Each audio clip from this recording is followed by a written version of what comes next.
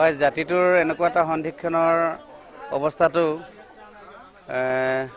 অসমীয়া জাতিটোৰ অতিকে চেনেহৰ বিহুটোক আদৰিবৰ কাৰণে আমি সাজু হৈছোঁ। আপোনালোকৰ চেনেলৰ জৰিয়তে মই অসমবাসী ৰাইজলৈ ভোগালী বিহুৰ ওলগ জনাইছোঁ আৰু সকলোৱে শান্তিৰে থাকক, সুখেৰে থাকক।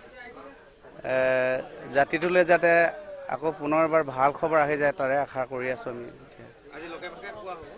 আজি লগে ভাগে এসাঁজ খাম হয় বিহু বুলি। আজিৰ পৰা মোৰতো প্ৰগ্ৰেমো আছে বাৰু একেৰাহে। এইবাৰ আজি সাপেখাতিত আছে, কিন্তু আজিৰ পৰা মোৰ এইবছৰ এনেকুৱা হৈছে মানে বহাগ বিহুৰ নিচিনা হৈছে। বহাগ বিহুত যেনেকৈ 7 বিহু পাতে, আজিৰ পৰা প্ৰায় 22 তাৰিখলৈকে একেৰাহে আছে আমাৰ প্ৰগ্ৰেম। আজি এইবাৰ বিহু মাছ কিনিবলৈ আহিছোঁ। কি কাম এতিয়া হেৰি ঐ মাছে ধৰিবলৈ মাছোৱা নহ'লো, মই মাছোৱা নহ'লো। ঐ 1000 টকাকৈ চিতল মাছ কিনিলোঁ, মই চিতল মাছ কিনিলোঁ। ঐ খাম বুলি ভোগালীৰ ভাতে সৰু মাই, খাম বুলি ভোগালীৰ ভাত।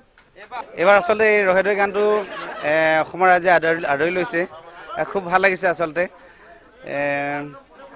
সেই গানটো অকণমান গাই দিছোঁ মই। ৰহেদৈ চাৰেগামাপা শিকিছোঁ ভালেকৈ। এইবাৰ মই গায়ক হ'ম, এইবাৰ ময়ো গায়ক হ'ম। মা কসম এইবাৰ গায়ক হ'ম, ৰহেদৈ ডাঙৰ গায়ক হ'ম। হয়, প্ৰত্যেক বছৰে এবাৰ চিতল মাছ লৈছে, বাহু মাছো লয়। প্ৰত্যেক বছৰে 2-3 ডাঙৰ মাছ লয়, আৰু এইবাৰো লৈছে। মাছটো এইবাৰ তেনেকৈ লোকেল মাছ নাই, চালানী মাছে বেছি। ডাঙৰ চিতল এজনী পাইছে, তেখেতে লৈছে লোকেল। দাম এতিয়া চিতল মাছ 1000, বাহু আপোনাৰ 400 টকা, চালানী বাহু। গ্ৰাহকৰ ভিৰটো মোটামুটি এতিয়া ঠাণ্ডা বুলি এতিয়া অলপ কম হৈছে, অলপ আৰু 1-2 ঘণ্টাৰ পাছত হ'বগৈ আৰু লাহেকৈ বাঢ়িব।